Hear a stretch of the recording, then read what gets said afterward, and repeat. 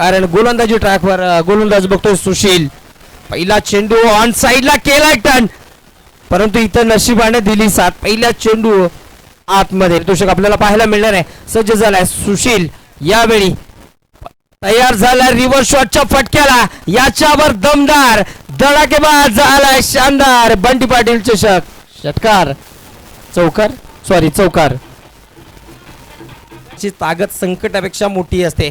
संकट मोठं येऊ द्या, याच्यामध्ये विश्वास आहे. हो, जबरदस्त फटका यावेळी ऑन साइडला खेळलाय. 2 फिल्डर मागे आहेत. जातोय चेंडू सीमा रेषेच्या पल्ल्याड. आलाय आणखीन एक शानदार चौकार. की गरजूंना रक्ताची पुरवठा व्हावा यासाठी O2 बॉक्स. यस, आणखीन एक वार जबरदस्त नशिबाचा खेळ, कष्टाचा प्रहार. चेंडू गेलाय थेट सीमा पार. आलाय आणखीन एक जबरदस्त षटकार. जबाबदारी आहे, 66 धावा करायच्या आहेत. यावेळी पुन्हा एकदा ऑन साइडला झालाय टर्न आणि जबरदस्त फटक्याने सीमा रेषेच्या बाहेर खणखणीत षटकार. प्रवीण पुन्हा एकदा सज्ज आहे. यावेळी समोरच्या दिशेनं भेदलंय, बाउंड्री लाईनला पार करून जातोय सीमा रेषेच्या बाहेर. आणखीन एक चौकार.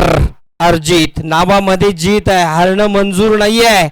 आणि यावेळी देखील आणखीन एक लाजवाब फटका आणि फटक्यावर आल्यात आणखीन 7 धावा. बॅकफुटवर आलाय. ओहो, आणखीन एक प्रहार. यावर देखील बघायला गेलं तर बॅट आणि चेंडूचा पडलाय मेळ. थेट प्रेक्षक देखील संपलाय. चेंडूचा खेळ आलाय शानदार. या रोखण्यासाठी कोण गोलंदाज दर्जेदार गोलंदाजी करतो हे महत्वाचं ठरणार. यावेळी मात्र आणखीन एक दर्जेदार शानदार दमदार षटकार. आतमध्ये भर दिवसा पाहायला मिळतोय.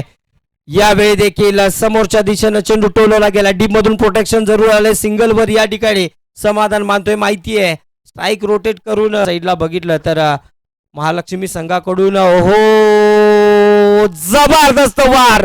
थांबायला तयार नाही. याच बरोबर या स्पर्धेमधलं देखील आणखीन एक अर्धशतक जातंय.